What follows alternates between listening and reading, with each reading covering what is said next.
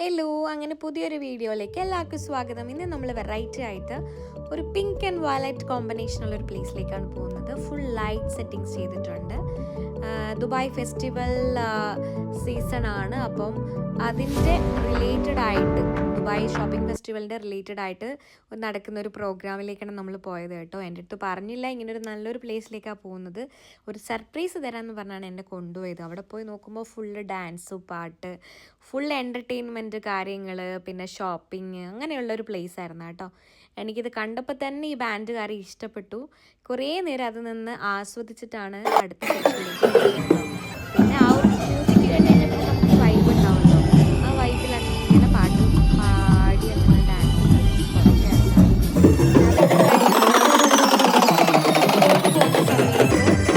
കുറേ എന്താ പറയുക, ഡാൻസസ് കാര്യങ്ങൾ നടക്കുന്നുണ്ട്. ആൾക്കാരൊക്കെ വരുന്നത് ഫാമിലി ആയിട്ടാണ് കേട്ടോ. ഫാമിലി ആയിട്ടാണ് കൂടുതൽ ആൾക്കാർ, മക്കളെയൊക്കെ കൂട്ടി എൻജോയ് ചെയ്യാനുള്ള സെറ്റപ്പിൽ തന്നെയാണ് വരുന്നത്. കുറേ പിടിച്ചെന്ന് എനിക്ക് അവസാനം ഡാൻസ് കളിക്കാൻ ത്വര വന്നപ്പോൾ ഞാൻ ഡാൻസ് അങ്ങ് കളിച്ചു കേട്ടോ. ചെറിയ രീതിയിൽ കളിച്ചുള്ളൂ. അത് കഴിഞ്ഞിട്ട് അടുത്ത സെക്ഷനിലേക്ക് പോവാമെന്ന് പറഞ്ഞിട്ട് എന്നെയും കൊണ്ട് പോയത് ഈ ഒരു അടിപിടി സംഭവം ഉള്ളൊരു സ്ഥലത്താണ് കേട്ടോ. വെറുതെ ട്രൈ ചെയ്ത് നോക്കി, ചുമ്മാ രസമാണ്, നല്ല വെയിറ്റ് ഉണ്ട് നമുക്ക്. പിന്നെ ഇങ്ങനെ നടന്നു പോകുമ്പോൾ മിറ്റ്സു മാമി, അതായത് നമുക്ക് വെറൈറ്റി ആയിട്ട് തോന്നും കേട്ടോ. മിറ്റ്സു മാമി എന്ന് പറഞ്ഞൊരു ഷോപ്പ്, ചുമ്മാ അതിൻ്റെ പേരിൻ്റെ കോമഡിയൊക്കെ പറഞ്ഞിങ്ങനെ നടന്ന് പോയപ്പോൾ കുട്ടികളുടെ കുറേ ഡാൻസൊക്കെ ഉണ്ടായിരുന്നു. നല്ല രസമായിരുന്നു കേട്ടോ കാണാൻ വേണ്ടിയിട്ട്. ഏതോ ഒരു ഡാൻസ് ക്ലാസ് അവരുടെ ഇത് ചെയ്യുന്നതാണ്. പിന്നെ അതുപോലെ ഇങ്ങനെ നടന്നതാണ് ചേച്ചിയുടെ തീ കൊണ്ടുള്ള കളിയുണ്ടത്.